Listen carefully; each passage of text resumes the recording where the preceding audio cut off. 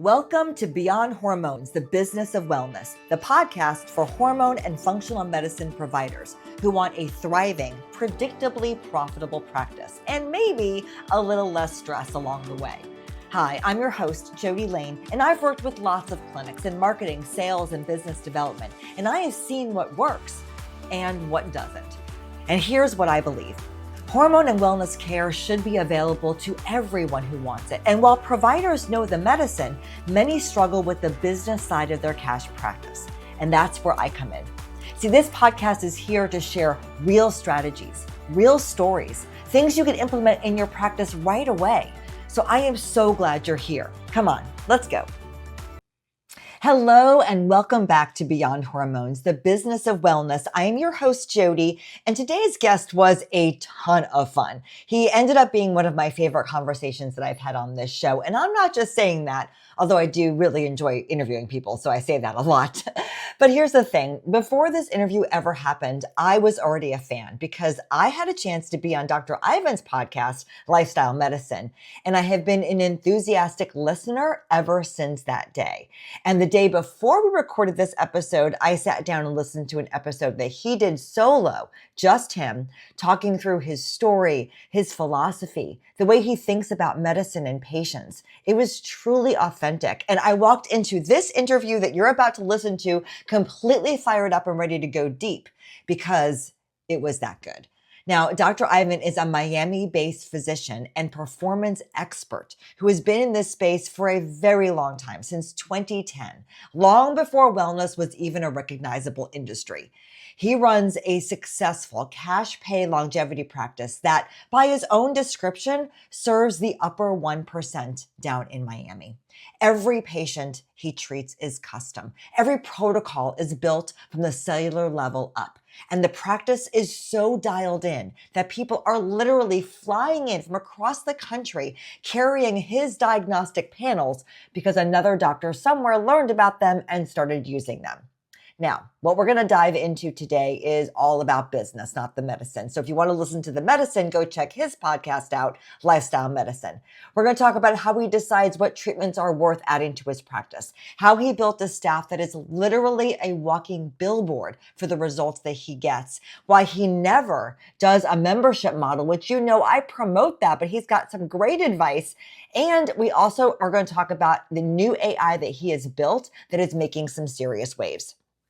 This episode is for you if you've ever wondered whether your practice model is as tight as it could be, or if you're ready to stop treating everyone and start building something really specific and really powerful.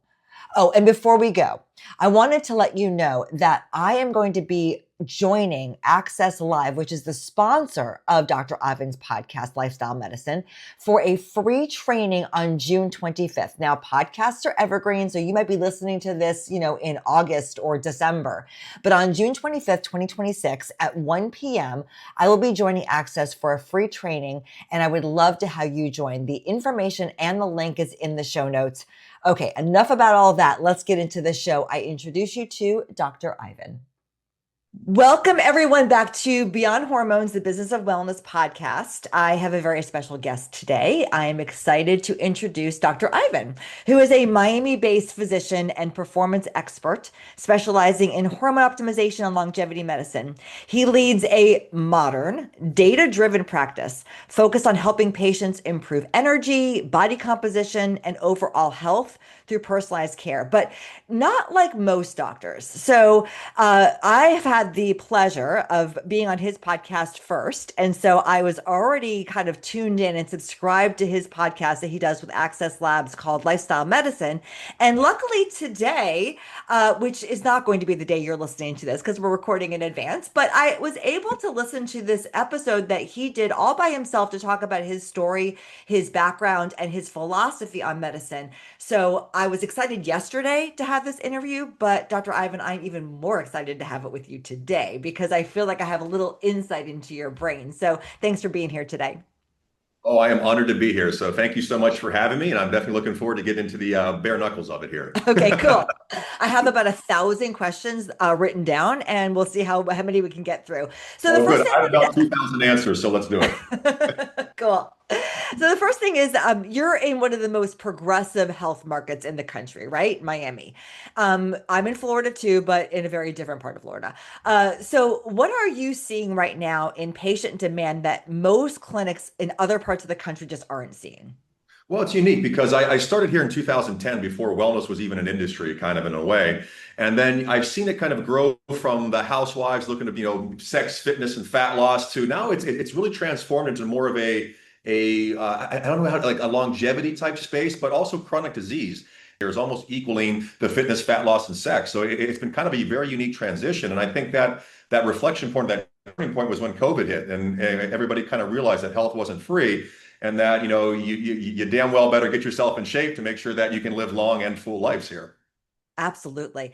And I want to give a plug right at the beginning because we're going to talk more about the business side of your clinic than you do on Mhm. your podcast, but you are a wealth of knowledge. So can you just share with everybody how they find your podcast so that if they are enjoying the medicine side of what you're saying, they want to delve deeper, where would they go? For sure. I mean, we're on everything from Spotify to Apple to YouTube. It's lifestyle medicine. We're powered by Access Medical Labs, which is the actual laboratory company that we use, or that I pretty much use exclusively, just because I like them so much. So yeah, so you can check out everything there. I mean, we cover all the topics, whether it's the in-depth nitty-gritty of methylene blue versus polyphenol IVs to the over abstract of CRISPR and all the exciting things like stem cells and exosomes. Okay, cool. So that's the stuff you're going to listen to, guys, when you go to visit his podcast. But today we're going to focus just on the business side. So, Fun what part, is yes. something, I'm going to quiz you. What is something that you know today about growing your clinic that you wish you knew like 5 years ago? That's a very good question. I would say today that I kind of figured out is you have to sit there and kind of divert what's the most important versus what's the most enjoyable. And Mm. like there's things like I started doing ketamine. I was the first doctor in all of South Florida to do ketamine and things like that, which is an amazing experience. You see such a transformation, but it's still such a red flag for a lot of people with the whole Matthew Perry incident, this, that, and the other. So I did an entire clinic, basically just for ketamine, and it did so good for 3 years. And then my other practice got so much more busy that I had to kind of divert and say, okay, ketamine does done very well for me, but things like longevity and hyperbarics and things like that just kind of took over. So but I didn't make that realization too fast. I was like, this is too fun. I don't want to stop doing it so much. I think if I could go back and be more of a strict businessman versus a fun businessman, that's where I would kind of give myself some advice. Okay, all right. So on the podcast, you said that physicians need to choose treatments that have extraordinary efficacy for the patient and also have profitability for the clinic, which I think is where you're sort of going with what you're saying. How do you make those decisions especially when you're somebody who's consuming all these treatments, you're doing them for yourself, you see how great they are, but maybe they're not as, profitable. How do you make those determinations for yourself in the clinic? Yeah, so overhead's a big thing. You know what I mean? Mm. Like, when you take a look at anything in medicine, a lot of people don't understand if you're getting something medicinally, it's going to cost the physician money, which then that pass gets, that gets passed on to the actual patient. Whereas like the biggest thing right now is peptides. You can go on the internet and buy anything you want research based, and it's going to be one-fifth the price. But the whole aspect is if you want the real deal, the actual things that are safe and effective, you definitely got to go medicinal. So one of the biggest things I found was, all the lectures I give, it's always about the business of, and the most profitable thing that we do find here, which is also the most, it helps with the best amount of efficacy is actual lab testing, because the way I've actually organized my actual business is that I have such a specific way of diagnostic testing that every single negative thing that we find triggers a type of formula, a type of treatment on the back end of it, which, unfortunately, the more out of shape the person is, I guess you could say, biologically, the better you're going to give them results, but also the more money they will spend. And it's kind of unique. Things like heavy metals, chronic diseases, or hidden pathogens, things like that, which a lot of physicians and health practitioners don't even pay attention to, are some of the most profitable things we find here, but also give the patients the biggest amount of relief and also helps them prevent things like cancer, autoimmune, and all types of neurodegeneration. So I'm going to nerd out on this because I loved what you said on your show about don't test what you can't improve. Like if you're not trained to really treat the patient with what you discover, don't do the test. So what do you say to a provider who's like, look, I did just come from, orthopedic surgery into hormones. I went to a BioT course and now here I am doing pellets. Like what else should they be doing so that they can really get to the foundational stuff first? The biggest thing is I think everybody wants to jump from 0 to 1,000, miles an hour. I want to do stem cells. I want to do this, I want to do that, and the other. The biggest thing that I find that's lacking in people who are transitioning from the traditional medicine field into the wellness space is the lack of basic knowledge. The more specialized you are in something, the less you see the whole person. I would sit there and say, most specialists see, life this close. I'm looking at it from 33,000 feet. And that's where you can kind of really see, not only what's wrong with the patient on a cellular level, things like mitochondrial dysfunction, senescent cell overabundance, things like that. You have to treat that first before you can do anything else. PRP, stem cells, exosomes, which are probably the most lucrative thing in this industry currently, don't do a damn thing if people have issues with mitochondria, hormone imbalances, nutritional, toxic overload. So a lot of these physicians are jumping in, they go to some course, they think, oh, I'm a biohacker now and all that other nonsense. Whereas you don't have a basic understanding of a redox reaction or how iron works in the system or things like that, which, stay in your lane. You know what I mean? Like if you're coming over from that, then stay in your lane, because what happens is you bring a very bad into this when a patient comes to treat them and it just goes sideways so fast. And then all of a sudden it's like, oh, that wellness industry is nonsense. And we've lost not only a patient, but then that patient goes out and badmouths everything else about this industry. And they didn't get treated. They didn't get what they came for to begin with.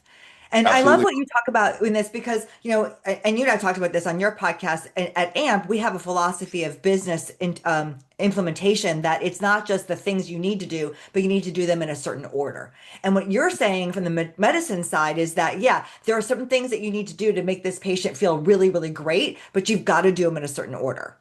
Correct. Yeah, you couldn't be more right. Because again, like I say, the biggest part of what we do is cellular health, which is focusing on things like mitochondria, as well as the actual clearance of senescent cells. Those two things right there are the largest burdens in the body when they are dysfunctional. So you can drop any type of treatment you want, from EBO to this, that, or the other, all these expensive things that patients will pay because they're expecting to get a specific result. But if you don't treat the actual real problem at first, the furthest upstream problem, you're just putting a Band-Aid on a hemorrhage and giving us all a bad name. So learn the science behind it. Learn how to actually take care of a patient first, then gradually grow up into all these new and advanced types of therapies.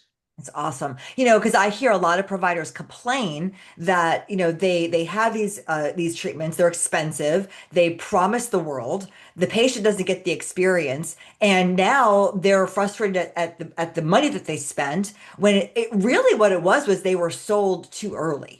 They were and the practitioner probably doesn't even realize that. They don't realize that in order for the peptide to do its job, you need to have your thyroid, optimized and things like that. So that's such a great point. But let's talk about peptides for a second, because you have been doing peptides for a really long time, longer than most.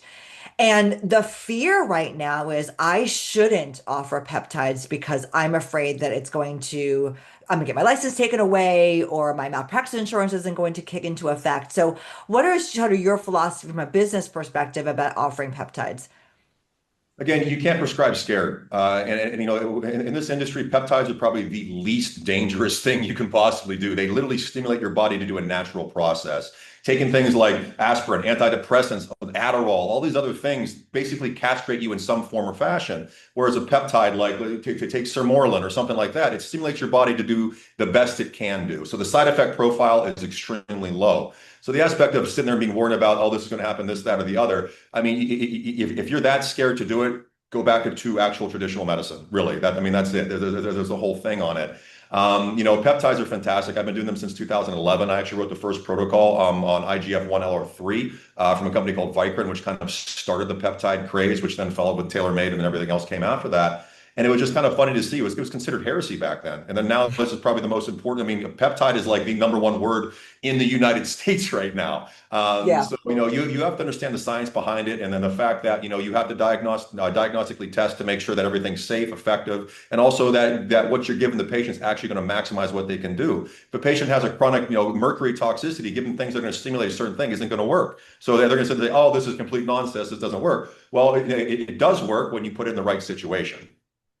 Yeah, and so what I also just kind of gleamed out of everything you just said is if one of your fears is that you're going to be, sued or you're going to be have to go to court and defend yourself, if you don't really understand the science and you don't understand what this peptide is doing, then it can be a little bit scary. No So doubt. make sure you're educated. I mean, it all comes back down to the training of the provider. It's just so amazing. All Mhm. right, let's switch topics. For all you longtime listeners, you know how much I love working in the hormone clinic space. And I want every one of you to have the best clinic possible. So if it's okay with you, I'm going to pause this podcast for just one quick second and share quickly about a product of ours that I think is going to make a real difference for you. And it's called Practice Automation System. Now, first, I want to share something that I had to learn the hard way. If you're struggling to get patients, your marketing probably isn't the problem. It's what happens between when someone raises their hand interested and actually gets someone on the phone. That's where the problem lies. That's where most clinics are losing money and they don't even know it. Does this sound familiar? A lead fills out your form. Your front desk is busy taking care of patients, so they get back to them in a few hours or maybe the next day. They call the lead once. They don't pick up, so they leave a voicemail and they move on. The person never calls back, the lead goes cold, and your ad spend just vanishes into thin air. Practice Automation System is the solution that we built to solve this exact issue.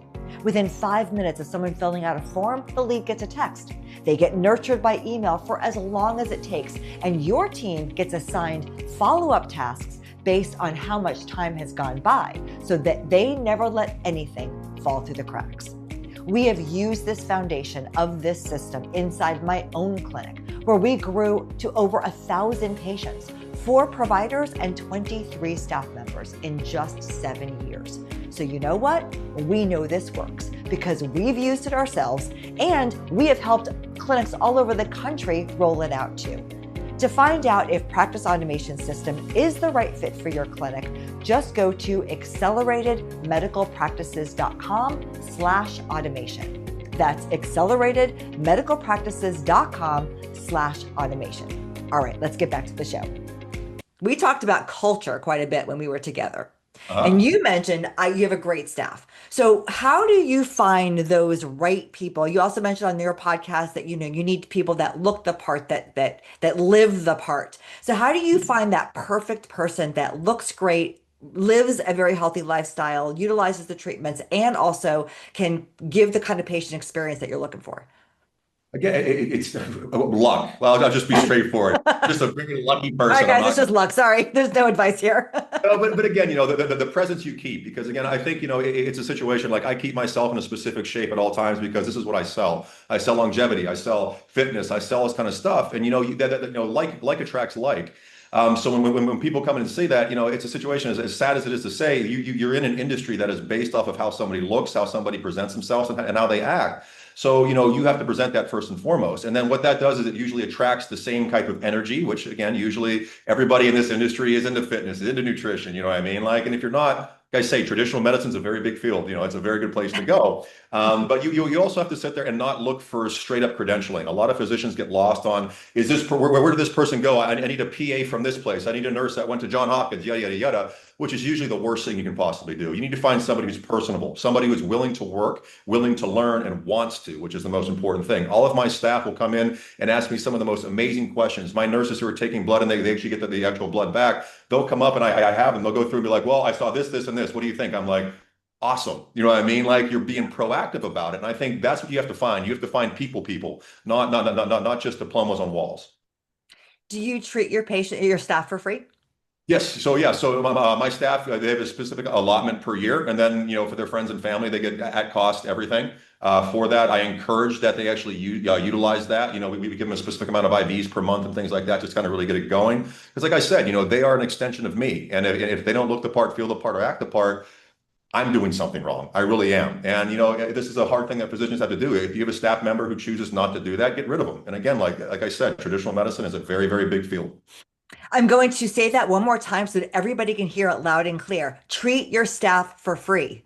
Like if Amen. you don't commit to your staff, getting the benefit from the treatment. For one, just being a good human being. Two, they're a walking billboard telling all the patients the benefits of it. And three, they will, just naturally get better, look better, and just, it'll just make it all around a better culture. So I love that And you do the that. biggest Thank part you. too with that one is actually half of the sale is already made before they even see me. You know what I mean? Half the sale is them getting in there, they see Absolutely. online presence, this, that, and the other. When they come there and they see a woman who's 60 who looks like she's 30, girls in their 30s who are just flawless, and like guys who are in shape, they're like, well, this is the right place to be. So I mean, Right. half of the battle's already done. Proof of concept's in the pudding right there. Then it's just Yeah. me, putting the final touches on it once I actually see them in person. So don't mention names because we're not out to put anybody out or throw anybody under the bus, but you've talked to a lot of providers. Where do you hear most providers are dropping the ball in this area? Again, that's a great question. Nobody pays attention to lifestyle medicine. Everybody wants to focus on, all peptides and hormones and IVs.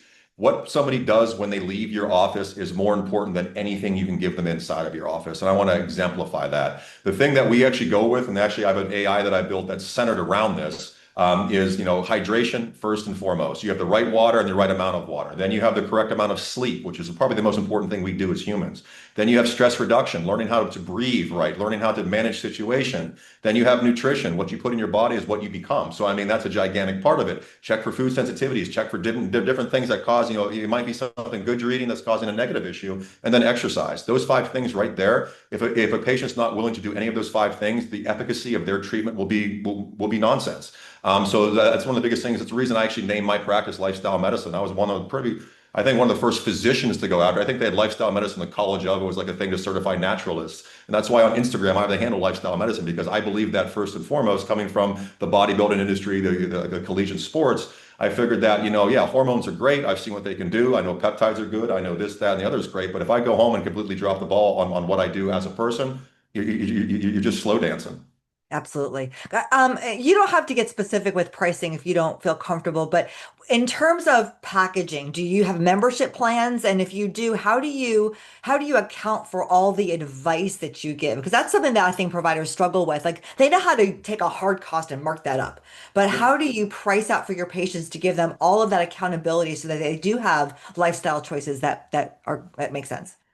And this is probably one area that I think every single businessman is going to disagree with me on. I was never a fan of the actual membership model. I think for me and for where I practice and the people that I see, I think it lessens what it is. I think memberships are great if you're targeting blue to whitish collar people. And again, we're going to speak Yeah, straightforward. go for it. And I just find that more Grouponish, if you will. Yeah. I am a millennial, as much as I don't like to admit it. So, the situation was like, I probably overexert myself, which kind of weighs on me every now and then with the amount of access I do give to patients. But I love it. This is teamwork. I always kind of joke them, are we dating or are we doing something else? You know what I mean? Like, I always say, once we start doing that other thing, this is teamwork, because every single patient I have is a billboard. And, I don't market. I'm not out there paying for followers and doing all this other crazy stuff to sit there and try to boost up a social media aspect. That we have a very unique, tight knit, practice that caters to the upper 1% of the world. And it's all word of mouth. If somebody sees somebody like, what are you doing? Then that brings in another person. They know the cost, obviously, because of who they are. And then that kind of really, preaches to what this practice is going to be like. I do think the membership model is great if you live in a specific area of the country or you're targeting a specific demographic. I think it's a great model, but just for me, I've never done the membership model because I thought it would actually lessen the type of, service I actually like to give here, which is more mom and pop. Yeah, no, that makes sense too. As I listen to again to, and I'm going to link the podcast I keep referring to in the show notes so that everyone can go and listen to it. But as you describe sort of the process that you take patients through, that was the first thing I thought of. This cannot be a membership model because it's truly custom. All the diagnostics that you do at the beginning dictate what it is you're going to have them do after that. So, yeah, I mean, because we talked about it. I do promote membership models, but that's usually when it's people that are focused on just hormones. Now that we're starting to see more and more practitioners that are doing longevity, it is becoming more difficult because you can't put people in a box. Exactly. You're 100% right. And that's why I can't do it. I could offer a membership and 99% of the time I'm going to lose on it because, we Yeah, find so many different things. I can't be like, well, it's $2,000 a month and all of a sudden the program costs me five. You know what I mean? Like just because we right. found so much. So that was also a big factor that played into it. And that's why I sit there and say, I think the membership model is great depending on what type of practice you have. Just for mine, it didn't fit Yeah. correctly. So can you kind of describe how, again, you don't have to reveal pricing, but like how do you onboard a new patient after, I'm assuming the all the diagnostics that you do at the beginning is part of an initial consultation and initial lab fees, and then what do you do with them? So yeah, so basically it's kind of fun. Actually, I was actually I actually created a new AI, which we're very proud of. So the onboarding process has changed dramatically since my last 16 years versus the last 3 months. But Oh basically, wow. a patient will come in. Our usual, I mean, it's probably the most not invasive. That's the wrong word. Or all-inclusive type of lab testing is about $3,500, and that covers pretty much everything I'll find. And I tell everybody's like, "Well, you testing genetics?" I don't test genetics because unfortunately at this point in time we can't fix genetics. You know what I mean? Like, so I'm not going to make a patient waste money on that. I'd rather make them waste money, not waste money, put money into what's going to actually fix it. So, I've gone over in the last 16 years, I've kind of selected every single lab that I think is the most indicative of what can fix a person, overall epigenetic wise. So once I have all those results back, I take a look at all the different triggers. I speak to the patient what their goals are of treatment, and then we kind of package it out. That can be anywhere from $3,000 a month to 10. I mean, you start getting exosomes, it's a lot higher than that. But again, a situation is like these treatments are designed to actually give you what you pay for. You're not coming in and being like, oh, get 4 peptides, you pick which ones, and you go here. No, I mean, this is custom. And again, like all of our patients get exactly what they ask for. Granted, yes, they will pay for it, but I was trying to people with us, you're getting a personal trainer, you're getting a nutritionist, you're getting a life coach, you're getting everything, plus this whole AI thing now that, I mean, if you really want to take this seriously, you can't skimp on your health. It's your most important asset. Absolutely. So, what I just heard from you is that you are not afraid to truly identify who your ideal patient is, who your ideal audience is, and that's who you serve. What I think most practitioners suffer from is this desire to help everybody, whether that's because they really do want to help everybody or they're just afraid they're going to lose a sale. Either way, they're not targeting, and you are hyper focused about who you help, and it's people who value their life and have the money to put towards it. Yeah, the biggest thing is like you can't save somebody who doesn't want to be saved. And if you're coming Right. in being like, well, I only spend this much. Yeah, I see your Instagram. You're out spending money on bottles that live. You know what I mean? Like it's a situation where it's like get your priorities straight. Because I said this is teamwork, and a lot of physicians don't understand that. You know what I mean? They think you just send somebody home and you expect them to do it right. No, you got to sit there and you have to make sure you follow up on them. Give them all the things. And this is why again the AI that I developed. I mean, it's literally like a doctor in your pocket for it because I found over the last 16 years, which can get exhausting, the amount of questions you get about what can I eat, this, that, and the other. Those are the most important parts of a patient's program. So if you're not willing to do that, or if you don't have the bandwidth or whatever it could be, choose what you want, pick a niche and stick with it. Don't, I mean, again, you can't save everybody. And again, that'd be great if you can. But you have to really identify what you're willing to do versus what you're willing to actually, risk to do it. Yeah, and just, listening to you talk, you don't just identify what you're willing to do, but you have to be willing to say it out loud. Like you don't seem like a person that's afraid to tell a patient, no, I'm not the right fit for you. You need Yep. to go down the street to the membership model guy over there that's going to take $1,200 a month or whatever it's going to be and just get what you came for. And I'll be honest, the best part about what you brought up earlier is your staff. My staff now can weed through that like you can't believe, which is great. And again, it's like I said, my staff is, I'll put my staff up against anybody on earth right now. That's how good they are. That's And awesome. they kind of understand like, okay, this person's here. They're either fishing for pricing because I mean, the amount of people coming and trying to copy the model I've built is astronomically insane. I mean, we can almost pick it out from the first sentence they come in with, just looking for pricing. Or it's just somebody who's just coming in who's not going to really take it seriously. And that's a situation. I've invited more patients away from my practice in certain months. And again, yeah, it'd be great to get that extra money here and there, but it's going to be more of a headache in the long run. And I don't need bad word of mouth because I'm not going to tolerate nonsense from patients who just want to come in a magic bullet. There are no magic bullets in this industry. There really aren't. Well, first of all, the greatest form of flattery is when people want to steal from you. So that's awesome. And then Consider me secondly, flattered. yeah, that $3,500 initial lab, cost, that weeds them out right there. Like if you aren't willing to put that kind of money down just to find out what's going on with your body, let alone what you need to do to treat it, that is putting people in the right mindset.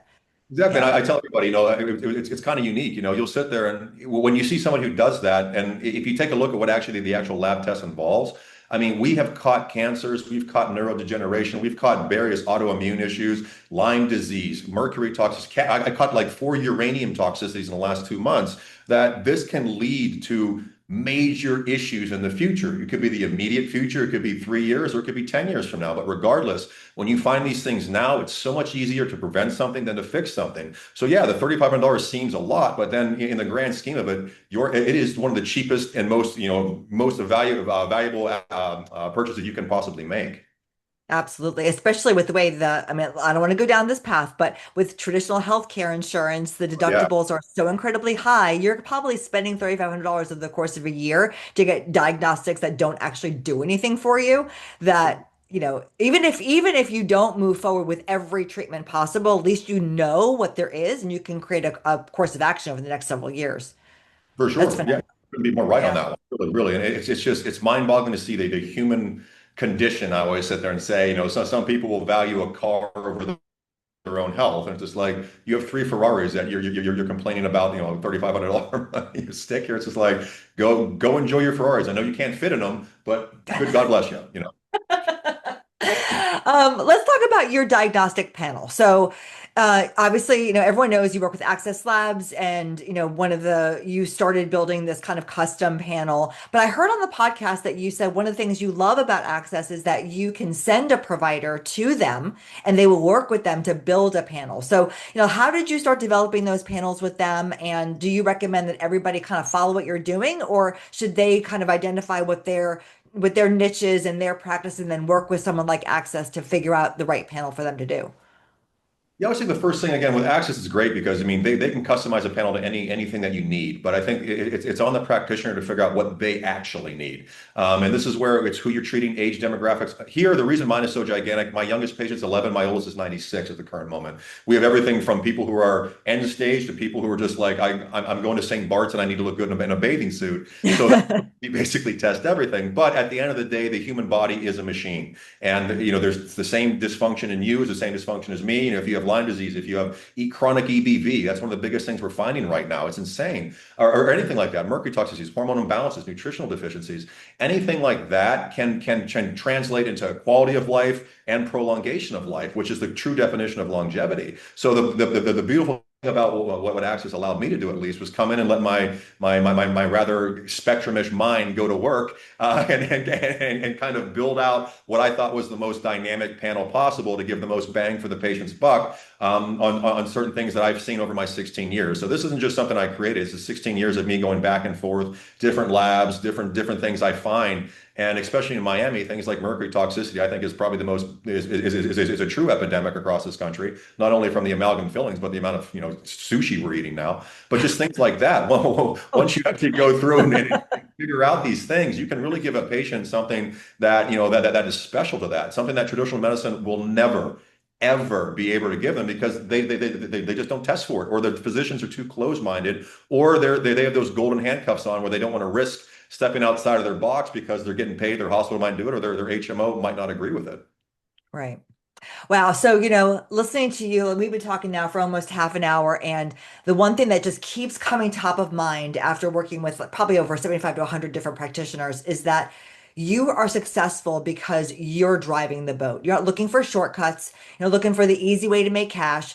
You live your life in the way that you treat your patients. You make sure that everybody that you treat falls in line with that same methodology as well as the people that you work with. And therefore, you've created this super successful practice that way. Would you agree with that?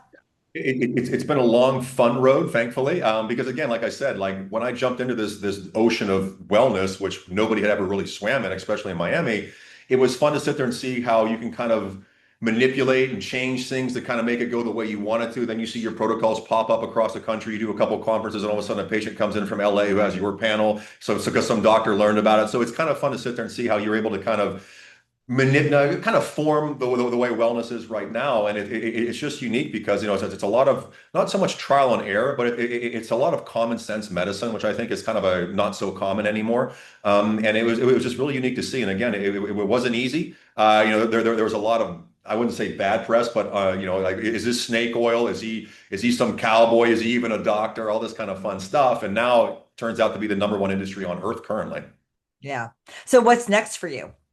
Again, this is Celera, the AI I developed, I think. And again, I've done a lot of really good stuff in this industry. I'm very proud of what I've done. This is probably the biggest thing I've ever done. It's by far the most advanced AI we have out there, just not only from the physician's aspect, but also from the actual patient's ability to utilize how we've drawn in different things like wearables and intake forms and diagnostics and imaging, all that kind of stuff. I mean, you can literally sit there and be in a restaurant, take a picture of a menu and be like, what can I, well, according to your activities, your HCRP, your liver function in this. Try getting the sirloin steak, substitute the potato for asparagus, and this is why. I mean, like it's fascinating. So we're excited about that. We did a soft launch at my practice, and again, as a physician, which I think you'll like as well, business wise, we've seen a 30% uptake in what patients agree to get because now they understand what they're getting. Oh, $5,000 for an exosome. What does that even mean? Oh, well, it's because I have this, and this is what it'll do. Yeah, okay, now that makes sense. Instead of being like, well, exosomes, because I heard Gary Brecka say exosome, all that kind of nonsense. So, I'm excited about that. We're going to be at the A4M coming up here in, I think, 2 weeks in West Palm to do more of a hard launch for it and then, kind of expand that out in a very, very unique way. So I'm very, very excited and proud of it. Is that something that you wish to share with the listeners as how they could find out more about it? Or is that Yeah, not? for sure. Celera, Cellera.ai is the actual website for it. And this is basically what we're doing is we're offering physicians the chance to digitalize themselves.